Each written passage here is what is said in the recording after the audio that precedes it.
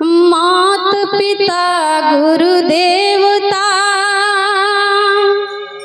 इनसे बड़ा न को, जिनके कृपा से सृष्टि भई जाने बिरले को। सुमिरन मार्ग सहज का, सुमिरन मार्ग सहज का, सतगुरु दिए बता। श्वास श्वास सुमिरन करो, एक दिन मिला साया। बोलिए सतगुरु कबीर साहिब की जय हो।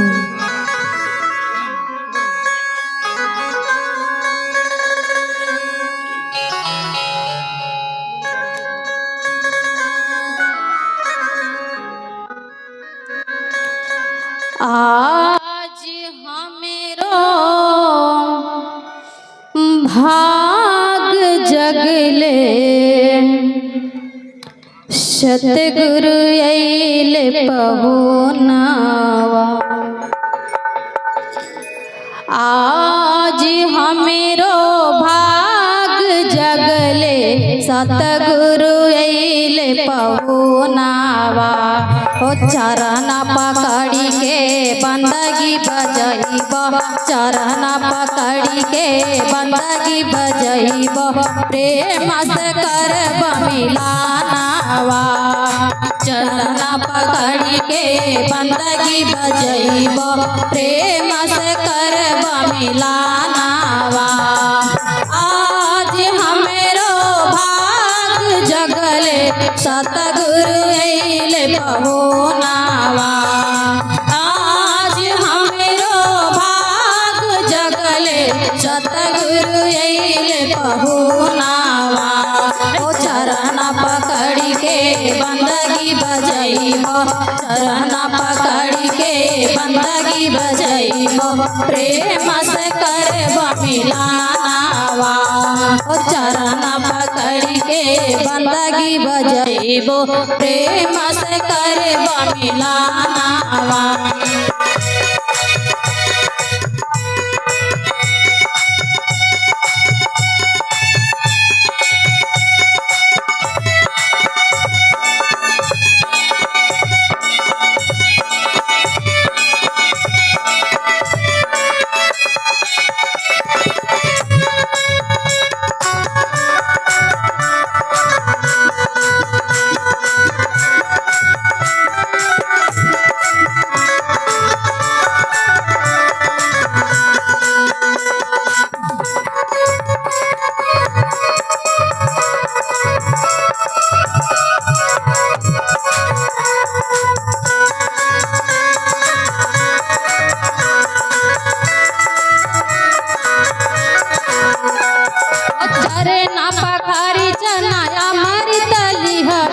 छिटबे घर अंगनावा, चरण पखारी चनाया मृत लिहबो, छिटबो घर अंगनावा। हो चरण पखारी चनाया मृत लिहबे, छिटबे घर अंगनावा। चरण पखारी चना अमृत लिहबो, छिटबो घर अंगनावा। हृदय महल में गुरु के बैठैब, हृदय महल में गुरु के बैठैब, प्रेम से करब मिलानावा।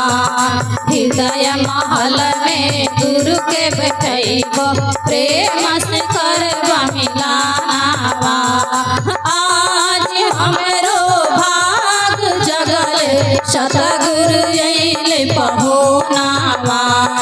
आज हमेरो भाग जगले, सतगुरु अइले पहुनावा। चरण पकड़ी के बंदगी बजैबो, चरण पकड़ी के बंदगी बजैबो प्रेम से करबा मिलानावा चरण पकड़ के बंदगी बजैबो प्रेम से करबा मिलानावा।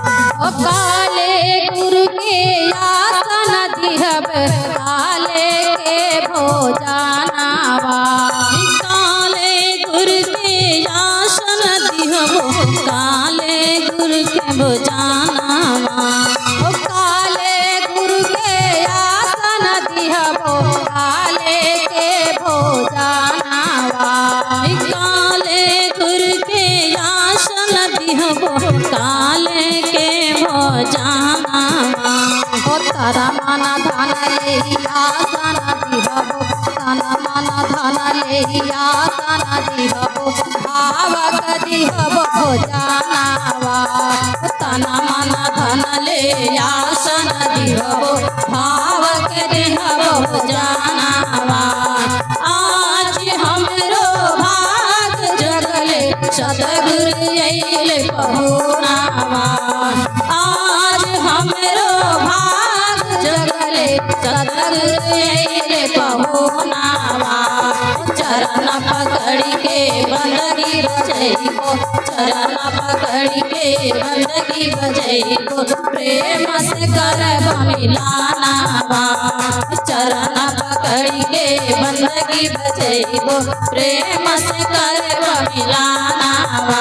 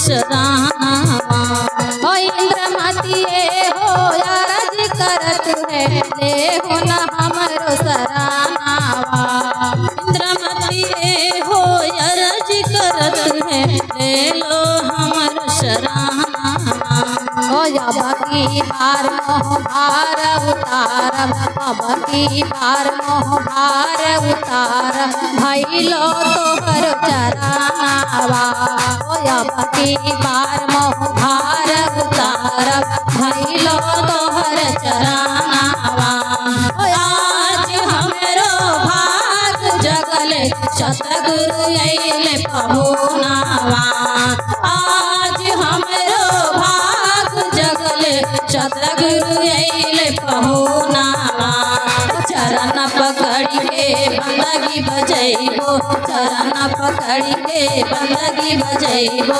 प्रेम से करबा मिलानावा चरण पकड़ के बंदगी बजैबो प्रेम से करबा मिलानावा चरण पकड़ के बंदगी बजैबो प्रेम से करबा मिलानावा चरण पकड़ के बंदगी बजैबो प्रेम से करबा मिलानावा।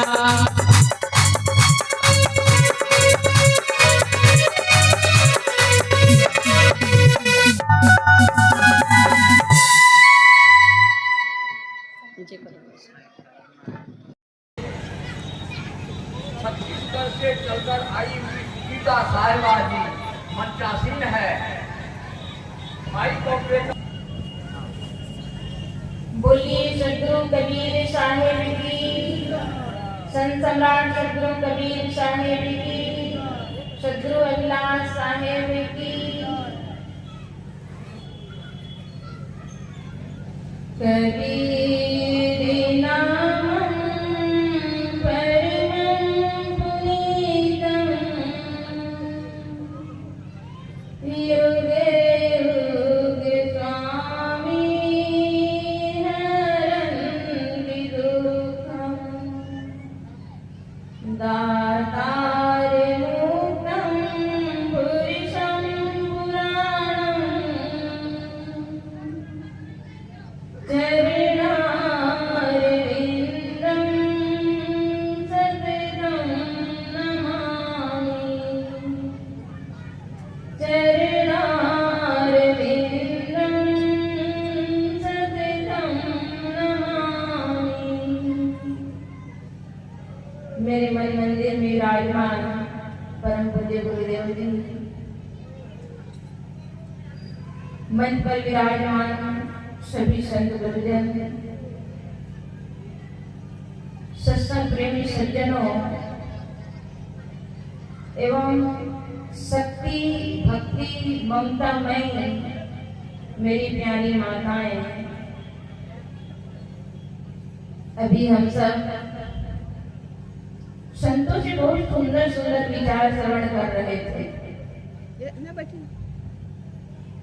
अभी पूर्व प्रवक्ता साहेब जी ने कहा, यदि घड़ा उल्टा हो तो पानी कैसे भरेगा।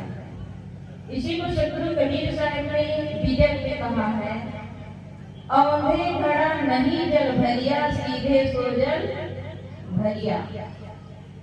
औंधे घड़ा, अगर कोई पात्र उल्टा हो तो उसमें कोई भी सामान नहीं रखा जा सकता है।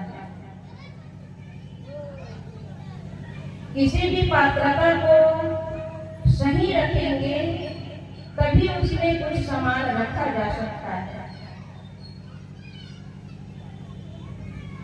आप सबको शायद यही संदेश देना चाह रहे थे कि इस सत्संग में आए हैं तो अपनी पात्रता खुला रखना चाहिए। जैसे विद्यार्थी अपने कॉपी में पूरा कॉपी भरा होगा तो वह लिखेगा क्या, पूरा कागज चाहिए। इसी तरह हम सबके मन में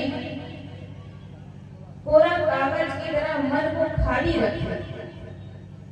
यदि आपका मन भरा रहेगा किससे, व्यवहार से।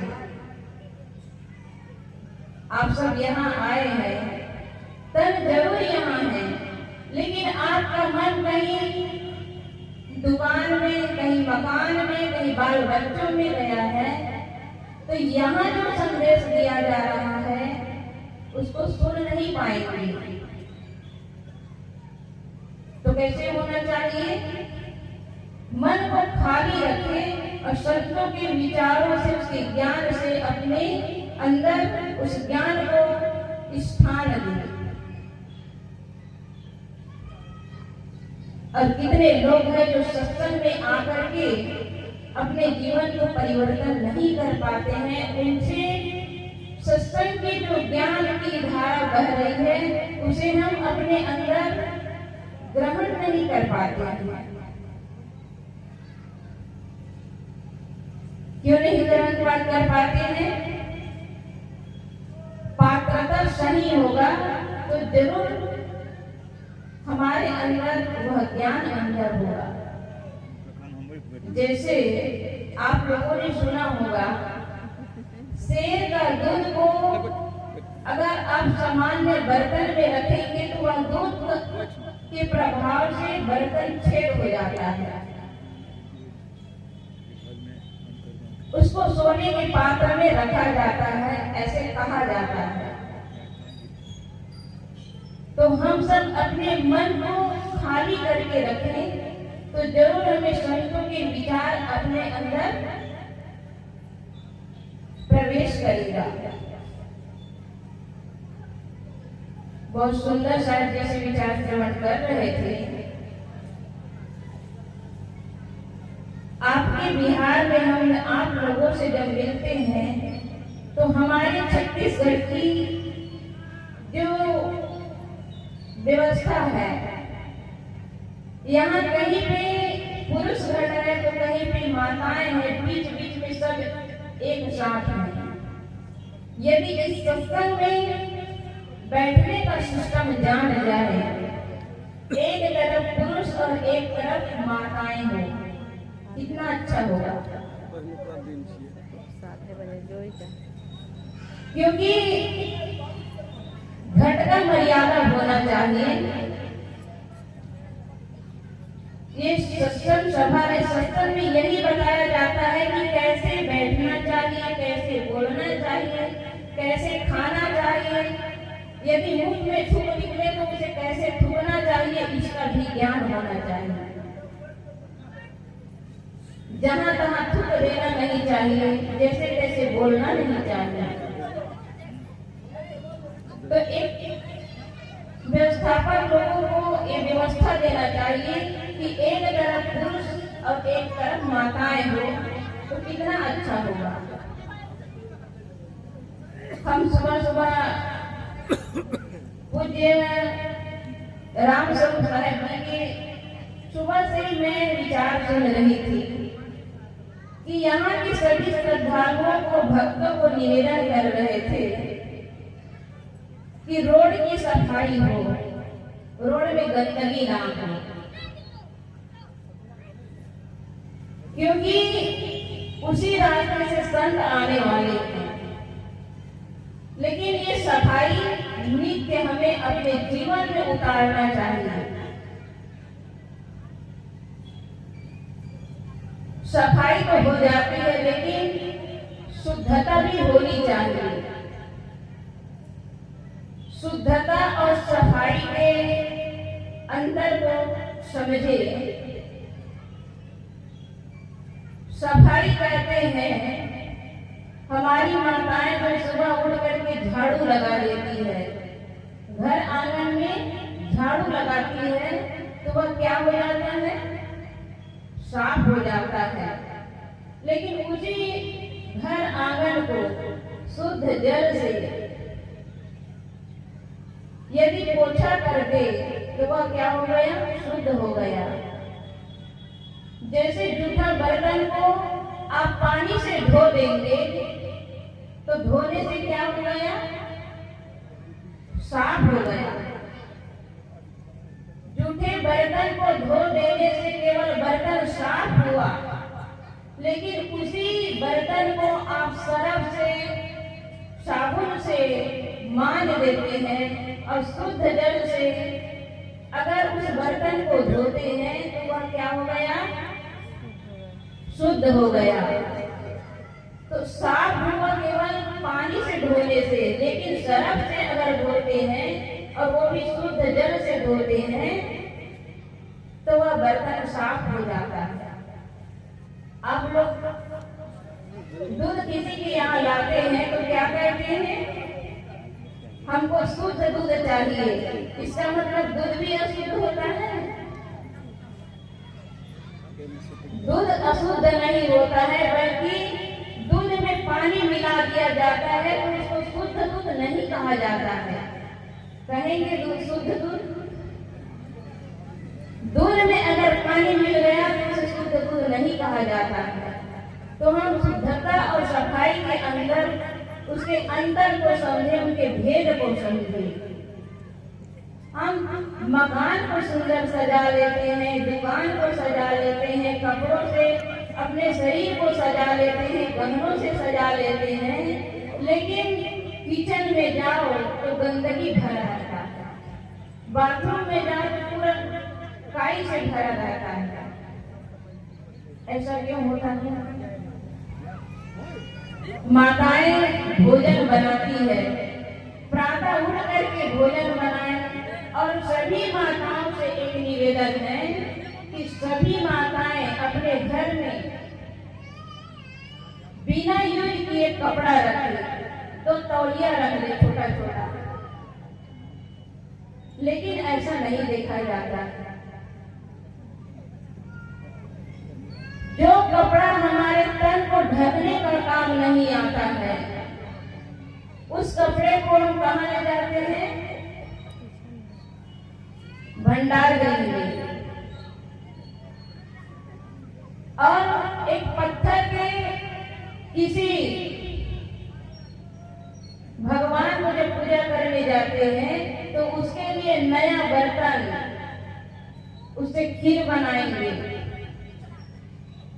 और नए कपड़े से ढक करके, नया नया कपड़ा पहन करके और सुंदर स्नान करके, फल फूल ले करके उस पत्थर के देवी देवता के पास भोग लगाने जाते हैं, पूजा करने जाते हैं। लेकिन ये जो आपके सामने जो दिख रहे हैं, ये साक्षात देवी और देवता है।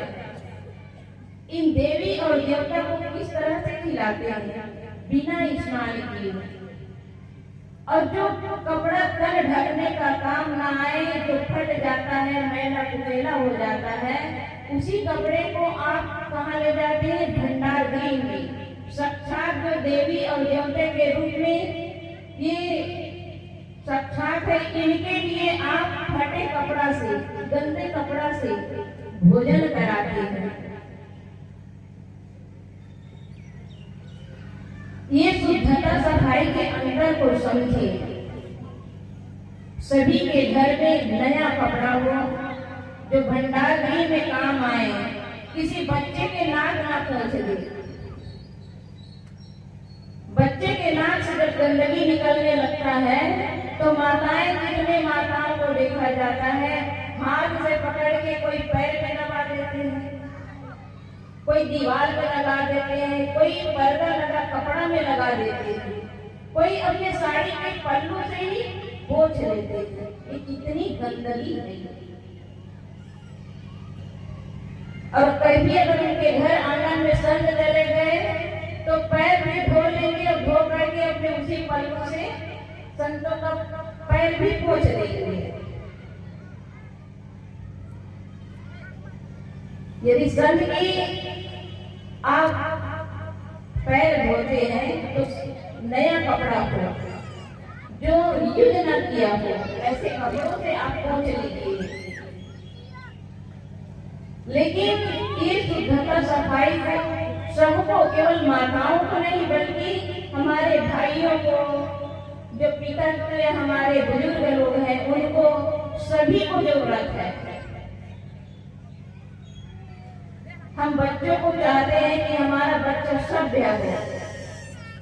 जब सभ्य हो हम चाहते हैं तो हमें सभ्यता से उन बच्चों के पास पेश आना चाहिए। आज के छोटे छोटे बच्चे हमसे ही सीखते हैं, जो हम करते हैं वो सीख जाते हैं। उनको सिखाना नहीं पड़ता है, केवल दिखाना पड़ता है। एक उदाहरण देकर अपनी बात को समाप्त करूं। एक बार एक छोटा सा बच्चा अपने पिता के साथ बैठा हुआ था। उसकी बूढ़ी दादी सामने बैठी थी और सामने बैठी हुई पेपर पढ़ रही थी। पेपर पढ़ते पढ़ते उन्होंने देखा, उनकी आंखों से जब दिखाई नहीं दिया तो माता कहती है अपने बेटे से कि बेटा मेरा चश्मा दे दीजिए। उनके बेटा डाइनिंग टेबल में बैठा हुआ था, आया, आ करके टीवी के पास चश्मा रखा था, ला कर देता है, लेकिन अपने माँ को कुछ शब्द बोलते हैं। कहते हैं माँ आपका चश्मा सामने रखा है, आपको दिखाई नहीं देता है। बूढ़ी माँ कहती है कि बेटा बूढ़ी मुँह दिखाई नहीं दिया। उसी बीच उनको अपने ऑफिस जाना था, जलपान नाश्ता किया और वह अपने कमरे में जा करके तैयार होने लगा, तभी कहते हैं अपने पत्नी को आवाज देता है, सुनो जी आप मेरा बेड का देखे हैं क्या? तो इतने में उनके छोटा सा बच्चा बेडरूम में गया और जा करके देखता है और वह बेड को अपने पापा को दे देता है। लेकिन देते देते वह बच्चा अपने पापा से कुछ शब्द बोलते थे, पापा आपका जो बेड है सामने रखा है, आपका आंख फट गया है, आपको दिखाई नहीं देता है? ये कहाँ जाकर सीखे? कहीं पाठशाला में सीखे? जो हम करते हैं वो बच्चे सीखते हैं, बच्चों को दिखाना पड़ता है। केवल हमारे हर क्रियाकलाप से बच्चे सीख जाते हैं। इसलिए हर माता पिता को, दादी दादा को, चाची चाचा को, जितने भी बड़े बुजुर्ग हैं, अपने बच्चे के सामने ऐसा व्यवहार करें कि बच्चे से जो अपेक्षा रखते हैं आप, वो बच्चे को आप सिखाते जाइए, दिखाते जाइए। वह बच्चा आपको उसी रूप में करेगा जो आप चाहते हैं। सुबह उठते ही घर में बुजुर्ग लोग चाय पीते हैं, कितने घरों में देखते हैं बीड़ी सिगरेट पीते हैं, और बच्चों से चाहते हैं कि मेरा बच्चा सम्मान करे, आदर करे। ऐसा नहीं होगा। हमारे अंदर जितनी भी बुराई है, दोष दुर्गुण हैं, उन सारे दुर्गुणों को त्याग करके हम अपने जीवन को एक अच्छे जीवन जिए। अगर अच्छे जीवन जीते हैं तो जरूर हमारे बच्चे हमें अच्छे से रिस्पेक्ट करेंगे। जो चाहते वो हमें अपने से बड़े बुजुर्गों के प्रति भाव रखना होगा, और हम भाव दे नहीं पाते।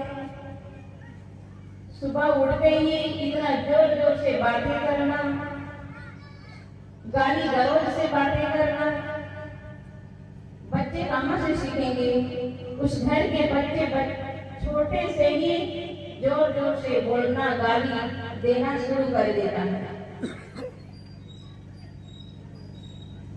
कितने ऐसे संत को भी देखते हैं जो बात बात में गाली भी देने लगते हैं। कोई सुधरे ना सुधरे, लेकिन जो सत्संग से जुड़े हुए लोग हैं अपने वाणी को खराब ना करें, किसी भी परिस्थिति में किसी को गाली ना दें। हमारी माताएं हैं छोटी छोटी बातों में किसी कपड़ा को, बर्तनों को, जड़ वस्तु को भी गाली देते हैं। किसी को गाली ना दें, बल्कि अपने से जितना हो सके वाणी में संयम हो। ये नहीं कि केवल संत ही संयम करे, हर जगह व्यवहार की जरूरत है। हर इंसान को ये नहीं कि केवल साधु को शांति की जरूरत है, बल्कि मानव मात्र को शांति की जरूरत है। शांति कौन चाहता है? बकरा बेटा शांति चाहेगा? शांति चाहेंगे तो केवल मनुष्य चाहते हैं, और मनुष्य ही अशांत है। अशांति का कारण हमारे मन गढ़ वाणी से ही हम अशांत हो जाते हैं। मानव मात्र को जब शांति चाहिए तो वैसा हमारा मन हो, हमारा वाणी हो, हमारा कर्म हो, हमारा व्यवहार हो। हम अपने साथ रहने वाले के साथ ऐसा व्यवहार करें जो हमारे द्वारा किसी को कष्ट ना हो, पीड़ा ना हो। लेकिन हम बात में हम दूसरे को दुखाने वाली बात करते हैं तो हमें भी दुख होगा। आज तक ऐसा कोई भी मनुष्य नहीं हुआ है जो दूसरे को दुखी करके, परेशान करके बड़े खुशी और शांति से जीवन जी सके। शांतिपूर्ण जीवन जीने के लिए संतों से जुड़ कर रहे हैं। रामचंद्र साहब सुबह से ये बातें जब बोल रहे थे कि सब सफाई पर ध्यान दे। अभी इसके पूर्व एक गांव में साहब के आश्रम में ही कार्यक्रम था। जिस रास्ते से चलने लगे सत्संग में जाने के लिए तो इधर उधर देख नहीं सकते थे, इतनी गंदगी से भरा हुआ था। मन हुआ कि लौट जाए, तो लौटेंगे तो वही गंदगी फिर देखेंगे, फिर सोचे चलो आगे चला जाए। फिर साहब हमको केवल गाड़ी से ले जाते थे, जिस रास्ते से जाना था उस रास्ते को पूरा सफाई करवा दिए। हमारे पीएम मोदी जी सभी जगह शौचालय का व्यवस्था किया है। क्या आपके बिहार में नहीं हुआ है? आपके बिहार में नहीं हुआ है? यदि अपने घर में व्यवस्था है तो बिल्कुल रोड किनारे ना जाएं। रात के समय में जब कोई गाड़ी आती है तो लोग ऐसे साइड में खड़े रहते हैं, और गाड़ी जब गुजरती है तो रात के समय में जब प्रकाश दिखता है तो लोग साइड में मानो कोई मंत्री को स्वागत कर रहे हैं, सब खड़े हो जाते हैं। जहाँ लेटरिन बैठे वहीं खड़े हो जाते हैं। यदि आपको अपने भारत को स्वच्छ बनाना है तो कम से कम अपने घर में शौचालय बनाएं, और शौचालय बनाए घर में बच्चों को सिखाए। शौचालय भी जाते हैं तो शौचालय करने के बाद में कोई नल को, टोटी को, कपड़े को पूरे बाएं हाथ से भी पकड़ लेते हैं। यदि आप शौचालय जाते हैं तो शौचालय के बाद में ये हाथ गंदा हो जाता है। जब गंदा हो जाता है तो इस हाथ से ना नल छुए, ना टोटी छुए, ना कपड़ा छुए, ना ही दरवाजे की सिटकिनी खोले। वहाँ पानी रख ले, जो शौचालय करते हैं उस पानी के अलावा और भी पानी रखे, और एक हाथ में दायां हाथ में सरफ ले लें और बायां हाथ में थोड़ा सरफ डालें और दाएं हाथ में फिर पानी लेकर के धोए। ऐसा 3 बार धो ले। 2 बार एक हाथ से धो ले, उसके बाद दोनों हाथ से धो ले। लेकिन ऐसा कोई करते नहीं है, कोई करते भी नहीं, क्योंकि जितना हम अपने तन को साफ करेंगे उतना हमारा मन भी साफ होगा। आप जब करेंगे तो आपके बच्चे भी सीख जाएंगे। अब बच्चे को जब स्कूल भेजते हैं तो हमारी माताएं एक रुमाल रख ले, रुमाल को 4 ऐसे घेरा करके यहाँ लगा देती। बच्चों को सर्दी लगे तो अंदर का कपड़ा से पोंछ ले। जब मैं अपने छत्तीसगढ़ में मेरे जन्मभूमि में गई तो सर्दी के मौसम था। मेरे जन्मभूमि में मेरे घर के बच्चे सबके यहाँ पे रुमाल देखी तो मैं कि ये क्या डिजाइन है, क्योंकि सभी लोग लगाए थे ये डिजाइन है। तो उन लोगों ने कहा कि नहीं बुआ जी ये डिजाइन नहीं है। मैं क्यों ऐसे लगाए सब लोग? तो कहे सर्दी लगी है, जब छींक आती है, नाक से कीचड़ बहने लगता है, तो मम्मी बोली कि इसमें अंदर से साफ कर दो, लेकिन ऊपर में कपड़ा में ये गंदगी नहीं लगाना, जो रुमाल है रुमाल के अंदर में करना। और सचमुच में इतना सुंदर लग रहे थे। लेकिन वही पड़ोसी के बच्चे जिसके नाक बह रहे हैं, कोई नाक में पोंछने वाले भी नहीं है। घर के इतने सारे बच्चे लेकिन कभी किसी को गाली भी देना नहीं जानते। और मेरे जन्मभूमि में छोटे छोटे बच्चे मेरे से संकल्प लेकर के चाय पीना छोड़ दिए। जो 6 साल के बच्चे के लिए मुझे भरोसा नहीं होता था कि ये बच्चा छोड़ पाएगा, क्योंकि अपने से बड़े बच्चे को, अपने भाई बहनों को देख लिया तो 6 साल के बच्चा भी छोड़ दिया कि बुआ जी हम भी चाय नहीं पिएंगे। मैं कि तुम पर भरोसा नहीं है, क्योंकि तू छोटा है, लालच रखेगा घर में चाय बनेगी तो तू पी लेगा, इससे तुमको छुट्टी कर दिया जाता है। लेकिन वो छोटा सा 6 साल का बच्चा आज 31 साल का हो गया है, जब से छोड़ा तो कभी एक घुट चाय नहीं पिया। ये संस्कार कहाँ से मिलता है? अपने घर के बड़े बुजुर्गों से मिलता है। इसलिए सभी माताएं घर के बच्चे को जिस रूप में आप चाहते हैं उस रूप में आपको अपने से बड़ों के साथ व्यवहार करना चाहिए, अपने से बड़े को सम्मान देना चाहिए। जो आप शुद्धता सफाई पर ध्यान रखेंगे तो वो बच्चे भी आपके साथ साथ करना सीख जाएगा। टीचर आपके घर में सिखाने नहीं आएंगे। मेरा समय पूरा होने जा रहा है, इसलिए मैं अपनी वाणी को यहीं पर विराम देती हूँ। बोलिए सदगुरु कबीर साहिब की, साहेब की। प्रेम से बोलिए सदगुरु देव की जय, सदगुरु देव की